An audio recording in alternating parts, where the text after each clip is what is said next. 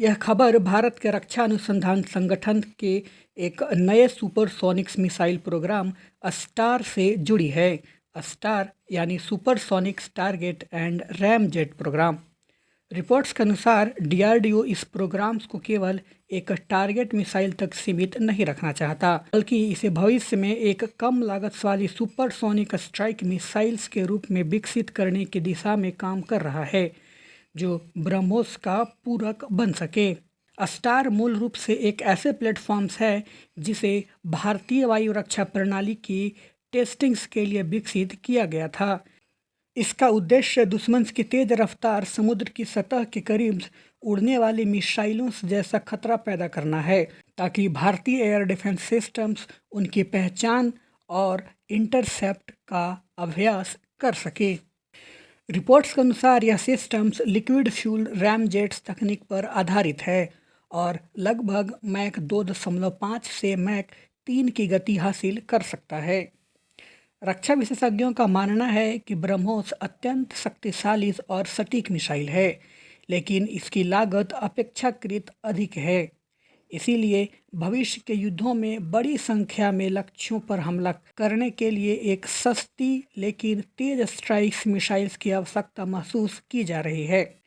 इसी कारण DRDO star को ऐसे हथियार में बदलने पर विचार कर रहा है जो दुश्मन के रडार्स और एयर डिफेंस सिस्टम्स को दबा सके, बड़े पैमाने पर हमला में इस्तेमाल हो सके, ब्रह्मोस जैसी महंगी मिसाइलों पर दबाव कम करे, थल सेना, वायुसेना और नौसेना तीनों के लिए उपयोगी बन सके। रिपोर्ट्स और रक्षा विश्लेषकों के अनुसार अस्टार्स में सुपरसोनिक गति मैक 2.5 से 3 के आसपास, कम ऊंचाई पर उड़ान, रडार से बचने की बेहतर क्षमता, लंबी दूरी तक सटीक हमला, विभिन्न प्लेटफॉर्म्स से लॉन्च होने की संभावना, अपेक्षाकृत कम लागत पर उत्पादन।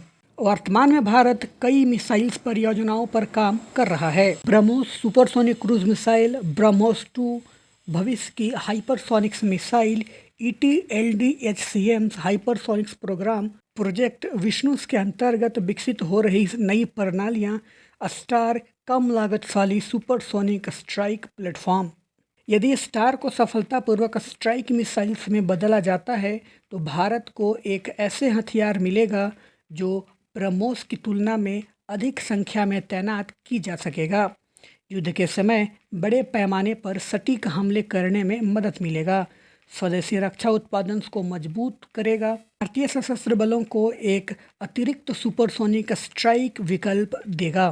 कुल मिलाकर यह परियोजना अभी विकास और अध्ययन के चरण में मानी जा रही है, लेकिन यदि डीआरडीओ की परियोजना सफल होती है तो स्टार भविष्य में भारत की मिसाइल क्षमता को एक महत्वपूर्ण और कम लागत वाला नया विकल्प बन सकता है। अगर आपको ये वीडियो पसंद आई हो तो लाइक करें, शेयर करें और चैनल को सब्सक्राइब करना ना भूलें।